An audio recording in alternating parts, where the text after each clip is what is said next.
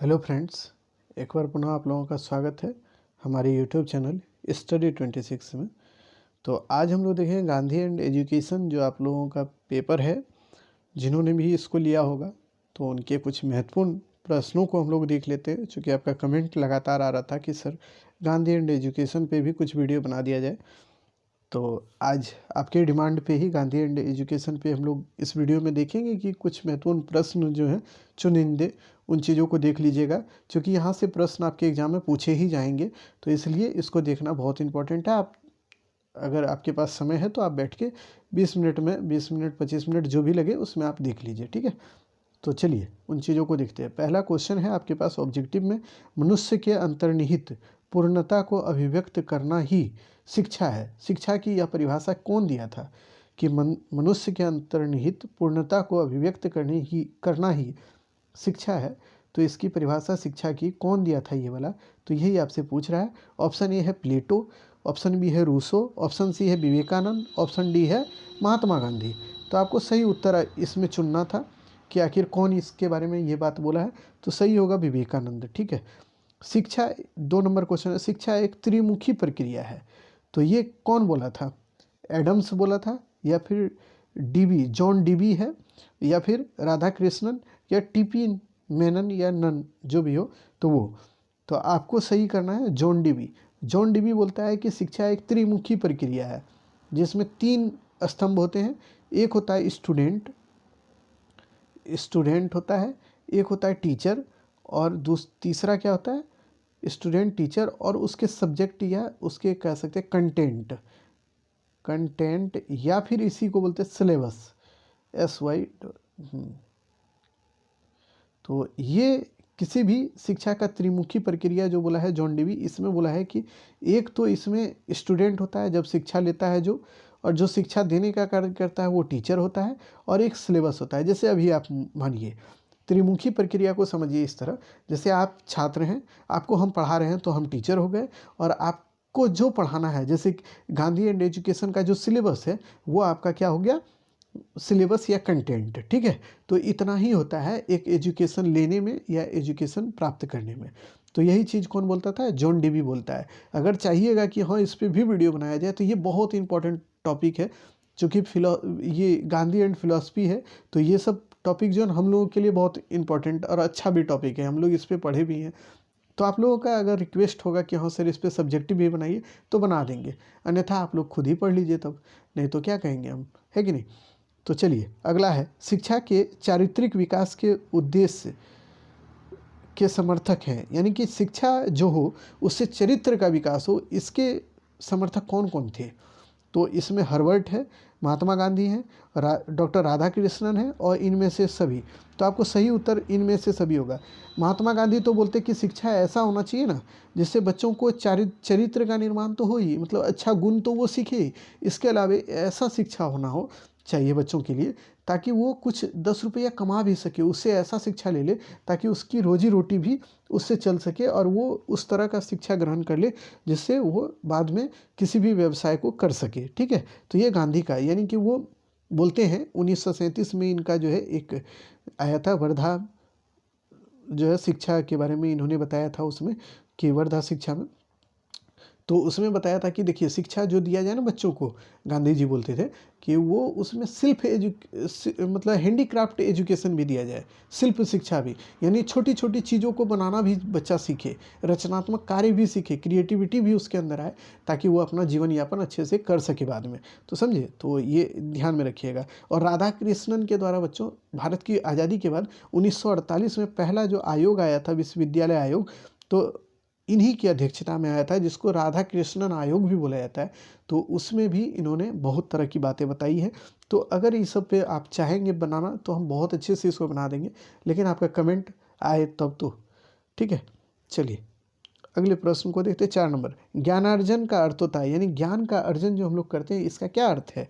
शारीरिक प्रशिक्षण, या बौद्धिक प्रशिक्षण, या संवेगात्मक प्रशिक्षण, या सामाजिक प्रशिक्षण। तो इसका होता है बौद्धिक प्रशिक्षण, यानी कि ज्ञान जो हम लोग, यानी कि कोई भी चीज़ को अर्जित करते हैं ज्ञान से रिलेटेड, यानी कोई नॉलेज को लेते हैं, तो ये बौद्धिक प्रशिक्षण है, यानी मतलब आपके दिमाग में वो जाके बैठता है या आपके दिमाग में सेट होता है। उसके बाद देखिए, शिक्षा के व्यक्तिगत व्यक्तित्व के उद्देश्य का अर्थ होता है। यानी शिक्षा के व्यक्तित्व के उद्देश्य का अर्थ क्या है? अपने आत्मा का उत्थान करना, अपने अवकाश काल का सदुपयोग करना, या खूब बोलने की क्षमता का विकास करना, या अपनी शक्तियों और योग्यताओं की क्षमताओं का विकास करना। यानी शिक्षा का क्या उद्देश्य है?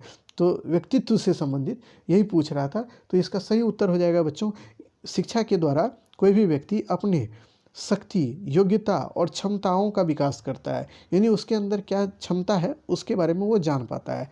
आ जाइए 6 नंबर क्वेश्चन है, सामाजिक उद्देश्य का क्या अर्थ है? सामाजिकता और नागरिकता की भावना को पैदा करना, ए ऑप्शन। बी ऑप्शन है सामाजिक समारोह में भाग लेने की रुचि पैदा करना, या फिर ऑप्शन सी है सामाजिक लेख लिखने की योग्यता विकसित करना, या अपने राष्ट्र को सर्वोपरि समझना। ये चारों में से आपका सही उत्तर आपको चुनना था। तो इसका सही होगा सामाजिकता और नागरिकता की भावना को पैदा करना ही सामाजिक उद्देश्य का मुख्य अर्थ है।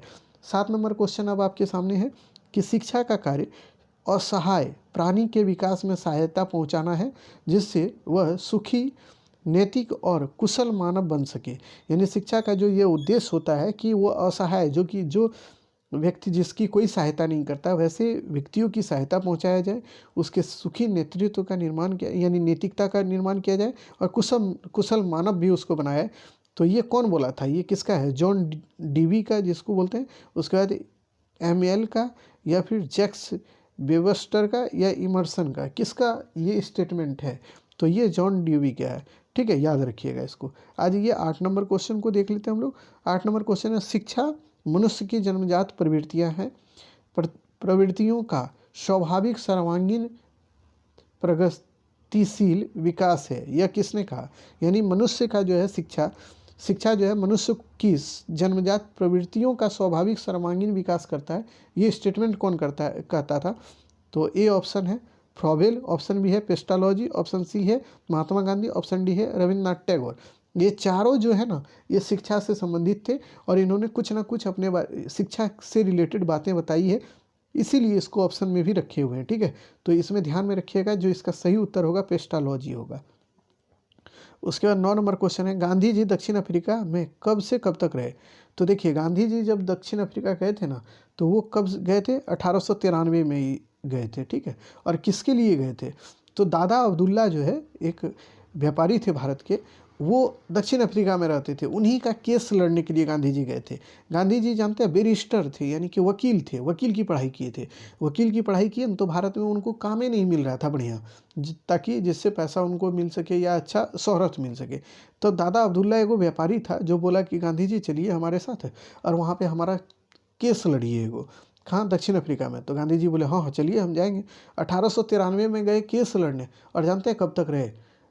कब आए थे यह भी बता देते हैं। 9 जनवरी, दक्षिण अफ्रीका से ये 9 जनवरी 1915 को आए थे। ये याद रखिएगा, 9 जनवरी 1915 को। इसी 9 जनवरी को आने के कारण भारत में आज भी मनाया जाता है, क्या जानते हैं? ये आपसे पूछ सकता है कि गांधी जी के भारत वापस आने के बाद भारत सरकार जब आज़ाद हुई भारत, तो क्या मनाती है? तो अप्रवासीय भारतीय दिवस, यानी इसी को बोलते हैं डायस्पोरा डे, अप्रवासीय भारतीय दिवस। तो यह मनाया जाता है किसके मतलब उसी पे उपलक्ष्य पे? तो गांधी जी के दक्षिण अफ्रीका से भारत आने के उपलक्ष्य पे। ठीक है, तो 1893 से 1914 तक एकदम सही होगा, इसको याद कर लीजिए। शिक्षा क्या करती है? तो शिक्षा क्या करती है, तो इसी में जानते हैं एगो और चीज़ बता देते हैं। गांधी जी जब चल गए ना, तो 1893 तक वहाँ जब गए यहाँ से, तो 1899 में एक बार फिर भारत आए, और बीच बीच में वो आ रहे थे, लेकिन भारत जब आए ना, तभी उनकी पत्नी जो है कस्तूरबा गांधी, वो बोली कि अब देखिए आप इतना दिन रह जाते हैं वहाँ जाके, अब हम भी नहीं रहेंगे यहाँ, अब हम भी आप ही के साथ रहेंगे। तब गांधी जी अपनी बीवी जो है उनकी कस्तूरबा गांधी, उनको भी लेके चले गए थे।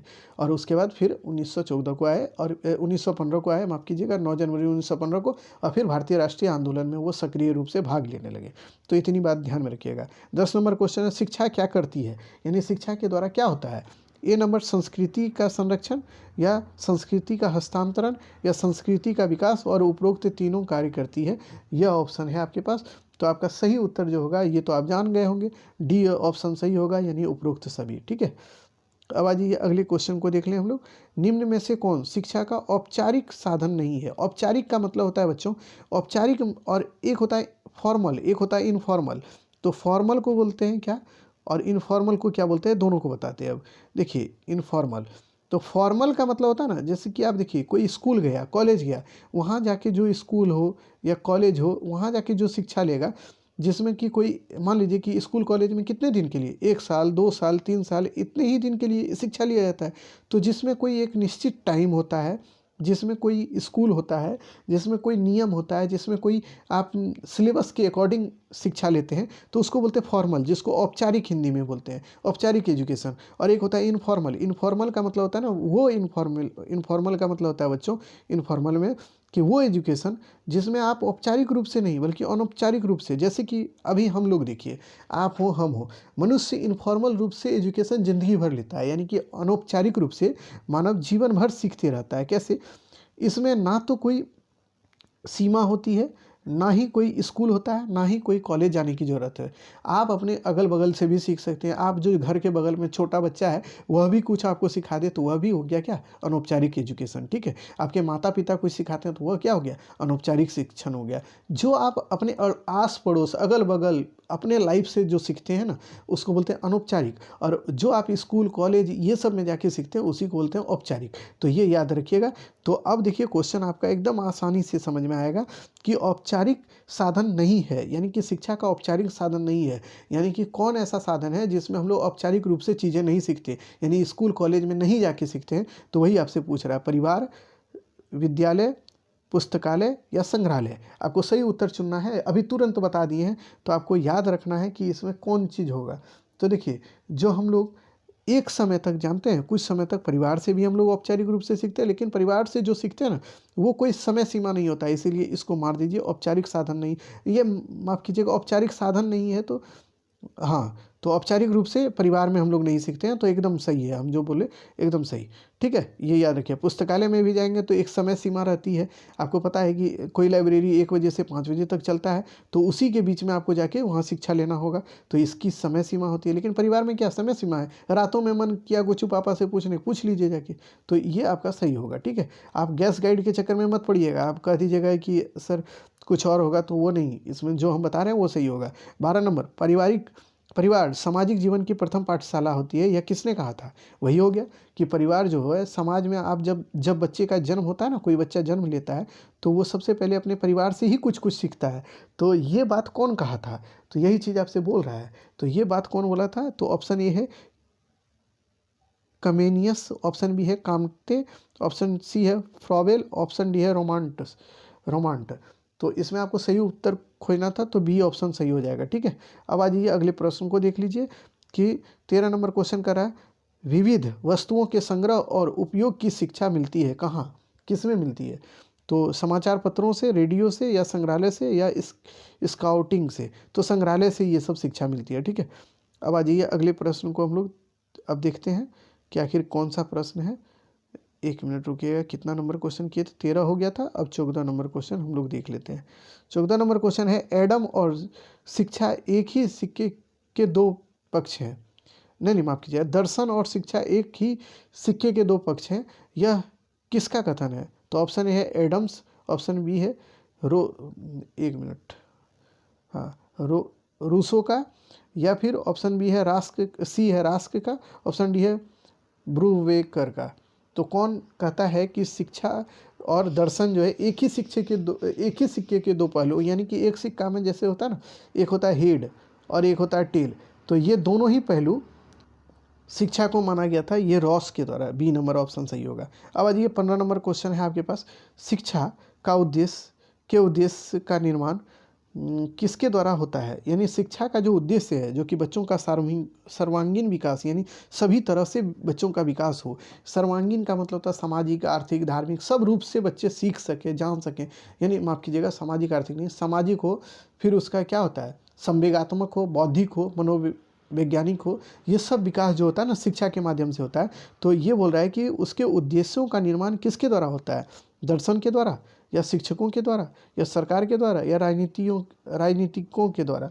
कौन जो है शिक्षा के उद्देश्य को पूर्ति करने में महत्वपूर्ण योगदान देता है? तो वो दर्शन देता है। ठीक है, ए नंबर सही हो जाएगा। इसीलिए तो गांधी एंड एजुकेशन, यहाँ आप देखिएगा फिलॉसफी की भी बहुत चर्चा होती है इस सब्जेक्ट में। उसके बाद देखिए 16 नंबर, दर्शन वास्तविकता के स्वरूप को तर्कपूर्ण खोज है। दर्शन जो है वास्तविकता के स्वरूप का तर्कपूर्ण खोज है। ये किसने कहा था? प्लेटो ने, अरस्तू ने, महात्मा गांधी ने, हॉर्न ने। तो किसने कहा था? यही आपको चुनना है। तो सही उत्तर आप चुनिए हॉर्नी ने। ठीक है, ये आप याद रखिएगा। अब आइए अगले क्वेश्चन को। दर्शन का संबंध वास्तव में किससे है? यानी दर्शन जो है किससे संबंधित है, यही आपसे पूछ रहा है। तो ऑप्शन है आपके पास जिज्ञासा से, कल्पना से, या तर्कपूर्ण चिंतन व मनन से, या उपरोक्त में से तीनों। तो आपको सही, आप जानते हैं कि ऑप्शन सही होगा डी, यानी जिज्ञासा। जैसे मान लीजिए कोई दर्शन होता है, फिलॉसफी कोई कैसे देता है? वो चिंतन मनन करता है। जैसे भगवान बुद्ध का जो दर्शन है वो कैसे वो दिए?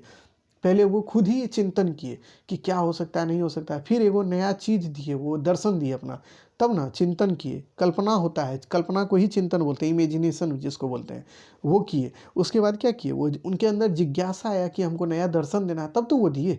तो ये सब चीज़ होगा तब तो आएगा। तो इसीलिए दर्शन का संबंध ये तीनों से होता है। ठीक है, अब आ जाइए 18 नंबर क्वेश्चन है, शिक्षा दर्शन किस पर विचार करता है? यानी शिक्षा जो दर्शन है वो किस पर विचार करता है? सामाजिक समस्या पर, या फिर शिक्षा संबंधी समस्या पर, आर्थिक समस्या पर, आध्यात्मिक समस्या पर? किस पे विचार करता है शिक्षा दर्शन? यही आपसे कुछ पूछ रहा है। तो ये शिक्षा संबंधित समस्याओं पर विचार करता है। ये ऑप्शन सही होगा। विचर ने कहा है कि सभी सफल कार्यों का आधार है। ऑप्शन ए है नैतिकता, ऑप्शन बी है भौतिकता, ऑप्शन सी है सामाजिकता, ऑप्शन डी है इनमें से कोई नहीं। तो आपको सही उत्तर चुनना था कि इसका क्या सही होगा। तो नैतिकता। विचर के अनुसार सभी सफल कार्यों का आधार जो होता है ना वो नैतिकता, यानी मोरलिटी। ये ध्यान में रखिएगा। अब आ जाइए अगले प्रश्न को देखिए। 20 नंबर क्वेश्चन है, शिक्षा दर्शन किन ग्रंथों को सुलझाता है? यानी शिक्षा जो फिलॉसफी है, वो एजुकेशन फिलॉसफी, वो किस दर्शन को सुलझाता है? तो आध्यात्मिक प्रश्नों को, या लौकिक प्रश्नों को, पाठ्यक्रम संबंधित प्रश्नों को, या तार्किक प्रश्नों को? तो ये ऑप्शन सही हो जाएगा सी, जो कि पाठ्यक्रम संबंधित प्रश्नों को ये सुलझाने का कार्य करता है। ठीक है, आज ये 21 नंबर, प्रकृतिवाद सर्वप्रथम किसे माना जाता है? ईश्वर को, मानव को, प्रकृति को, या समाज को? यानी नेचुरलिस्टिक जो चीज़ें हैं वो किसको माना जाता है सबसे पहले? तो इसी में आपको सही उत्तर चुनना था। तो इसमें सही होगा प्रकृति को। ठीक है, नेचर मतलब नेचुरली, प्रकृति और वाद, प्रकृति से मिलकर बना है ना, तो बस प्रकृति टच कीजिएगा। उसके बाद देखिए, गांधी के दो हथियार थे क्या? लाठी और हिंसा। यानी देखिए, गांधी जी कभी भी लड़ाई झगड़ा पे बात ही नहीं करते। हिंसा का मतलब होता है लड़ाई झगड़ा जो हम लोग करते हैं। ठीक है, और अहिंसा का मतलब होता है जिसमें आप लड़ाई झगड़ा नहीं कीजिए। ठीक है, ये और गांधी जी का जो है ना अहिंसा से रिलेटेड बात ही बोले हैं, हिंसा नहीं बोले हैं। जब गांधी जी का पढ़िएगा तो वो लाठी की बात नहीं करते थे, हिंसा की बात नहीं करते थे। वो बोलते थे, क्या बोलते थे वही अभी बताएंगे। ऑप्शन सी है हिंसा और अहिंसा का, ऑप्शन सी है हिंसा और सत्याग्रह का, या अहिंसा और सत्याग्रह का। तो देखिए, गांधी जी अहिंसा और सत्याग्रह की बात करते थे। एकदम इनका ये महत्वपूर्ण दर्शन था। अहिंसा मतलब हम किसी से लड़ाई नहीं करेंगे, और सत्याग्रह का क्या अर्थ होता है बच्चों, ये बता देते हैं आपको। सत्याग्रह का मतलब होता है सत्य के द्वारा जो किया गया आग्रह, सत्याग्रह यानी सत्य के लिए आग्रह। मान लीजिए आपको 10 रुपया चाहिए अपने पापा से, तो क्या कीजिएगा? आप मार कीजिएगा? तो नहीं, मार नहीं कीजिएगा। तो आप क्या कीजिएगा? आप बोलिएगा पापा हमको 10 रुपये की ज़रूरत है, ये दे दीजिए। यानी आपने सही बात भी बोला कि आपको ज़रूरत है, तब तो आप मांग रहे हैं, और आग्रह भी किया कि आप दे दीजिए, तब ना वो देंगे आपको। तो यही होता है, गांधी जी बोलते थे कि आप कोई भी चीज़ है उसके लिए आग्रह कीजिए, सत्य के लिए आग्रह कीजिए, और उसके बाद क्या है, अहिंसा का पालन कीजिए, यानी कि लड़ाई झगड़ा का पालन नहीं कीजिए। ये गांधी का फिलॉसफी था। ठीक है, आ जाइए 23 नंबर क्वेश्चन है, प्रकृतिवाद का कौन सा रूप नहीं है? यानी इनमें से कौन सा रूप प्रकृतिवाद का नहीं है? पदार्थवादी, यंत्रवादी, जैविक, और ऑप्शन डी है प्रायोगिक। ये कौन सा है जो कि प्रकृतिवाद का रूप नहीं है? पदार्थवादी जो है प्रकृतिवाद का रूप नहीं है, ये याद रखिएगा। प्रकृतिवाद के अनुसार शिक्षा का स्थान क्या है? ईश्वर के समान, या पथ प्रदर्शक समाज के सेवक के रूप में, या पर्दे के पीछे, या समाज के नियमों के द्वारा निर्धारित होना चाहिए? यानी कि प्रकृतिवाद बोलता है कि शिक्षा किस तरह होना चाहिए, यही पूछ रहा है आपसे क्वेश्चन। तो आपका सही उत्तर आपको इसमें चुनना था, ये हो जाएगा पर्दे के पीछे होना चाहिए। शिक्षा का कार्य मतलब पर्दे के पीछे से रहकर आदमी को सही जगह पर ले जाना होता है।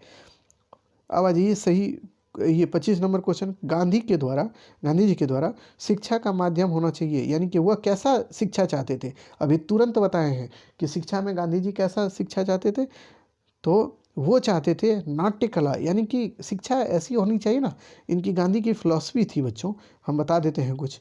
गांधी की फ़िलॉसफ़ी थी कि शिक्षा एकदम सुगम होना चाहिए, जिसमें बच्चे आसानी से सीख सकें।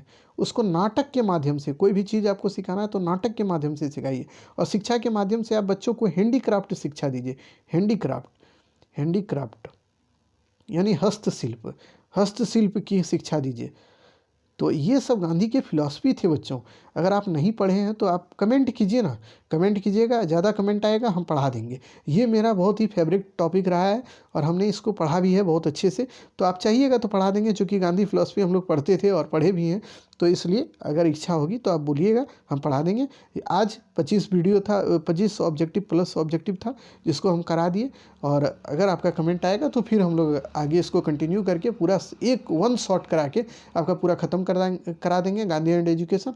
तो उससे संबंधित जो भी क्वेश्चन आएगा तो एक भी बाहर नहीं आएगा, क्योंकि हमको पता है कि आपको कैसे पढ़ाना है और कैसे क्वेश्चन पूछे जाते हैं। तो चलिए फिर मिलेंगे अगले वीडियो में। वीडियो पसंद आए तो लाइक, सब्सक्राइब और शेयर जरूर कीजिए। कमेंट बॉक्स में अपना प्रतिक्रिया जरूर दीजिएगा। फिर मिलेंगे नए वीडियो में, तब तक के लिए धन्यवाद।